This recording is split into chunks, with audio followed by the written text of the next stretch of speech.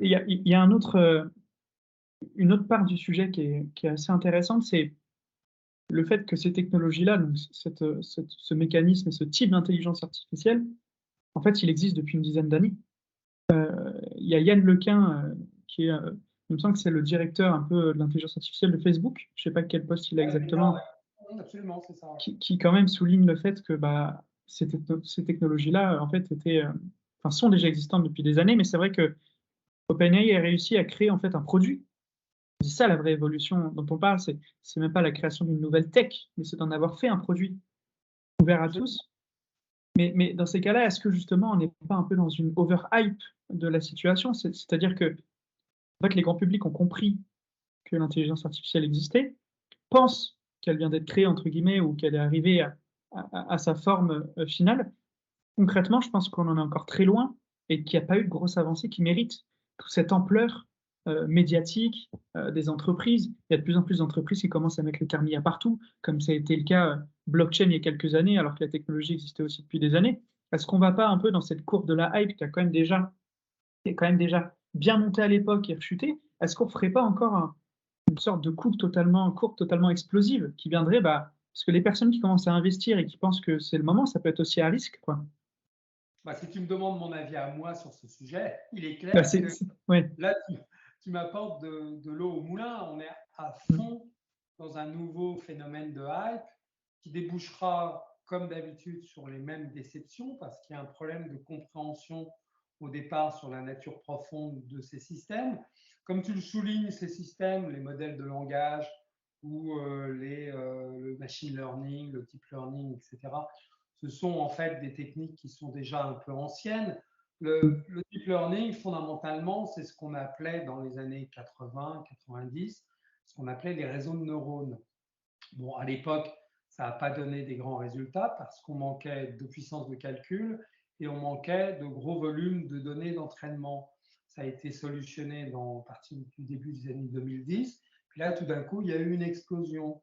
C'est un petit peu pareil avec ces modèles de langage qui ont débouché sur ce qu'on appelle les IA génératives. En fait, ça faisait longtemps que dans les labos, on les utilisait avec des résultats plus ou moins heureux. Et puis là, tout d'un coup, on a un corpus de texte très important qui permet un entraînement meilleur que précédemment. On a des ressources informatiques, j'allais dire quasiment illimitées ou presque, qui permettent justement de faire tourner sur des fermes de serveurs ces modèles pour les affiner, les ajuster, les rendre de plus en plus pertinents. Et puis, le coup de génie d'OpenAI, parce qu'il y a bien un coup de génie quand même, c'est d'avoir mis en place cette interface, ChatGPT, qui permet d'interroger directement Mmh. le système et d'obtenir des réponses sans que ce soit compliqué à utiliser.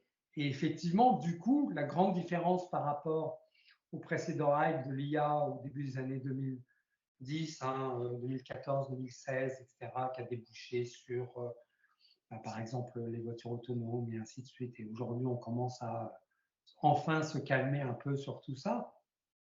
C'est que dans un premier temps, ce n'était pas accessible au grand public. Tout ce qu'on avait, c'était les démos de Google, comme AlphaGo par exemple, qui étaient effectivement bluffantes, mais qu'on ne pouvait pas manipuler dans son coin.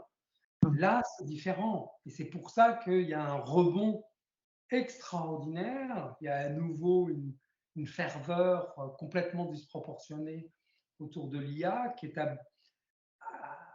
escortée de son florilège d'exagération tel que on le revoit à chaque fois, du genre le niveau d'intelligence générale, les 300 millions d'emplois menacés, etc., etc. Ah bon, on pensait être débarrassé de ces trucs-là, mais non, ça revient Mmh. comme la marée en quelque sorte.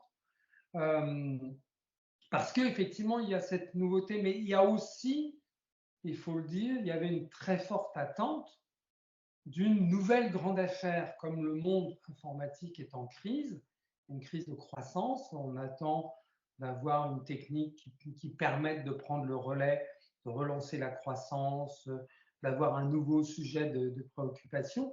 On est prêt à prendre absolument n'importe quoi pour Mmh. argent comptant du moment qu'il y a un regain d'intérêt et une grosse ferveur. Alors, il y a 2 ans, c'était le Web3 qui promettait formidablement. On ne va pas revenir une fois de plus là-dessus, tant plus que mon avis là-dessus est connu, on va dire. On a fini par se calmer là-dessus. Sur l'IA, c'est pareil, on a fini par se calmer. Et là, bang, ça repart et même ça repart encore bien plus fort que tout ce qu'on avait eu précédemment. Et Oui. quelque part, c'est normal puisque le ressort avait été tellement tendu que dès qu'on a la possibilité de le lâcher, ben, bing, ça donne des effets très très forts. Mais il est bien évident que ça ne peut pas durer. On peut avoir comme ça 6 mois, mettons, allez, 1 an de ferveur et d'exagération. Et à un moment, forcément, ça va retomber. Alors, en ce moment, par exemple, on est en train de s'apercevoir qu'on met des IA génératives à toutes les sauces, qu'on les intègre dans les suites logicielles, etc., etc. Mm. On va vite s'apercevoir que, bon, bah, certes, c'est éventuellement intéressant, comme un correcteur orthographique intégré est intéressant, mais que ça ne fait pas le travail à votre place.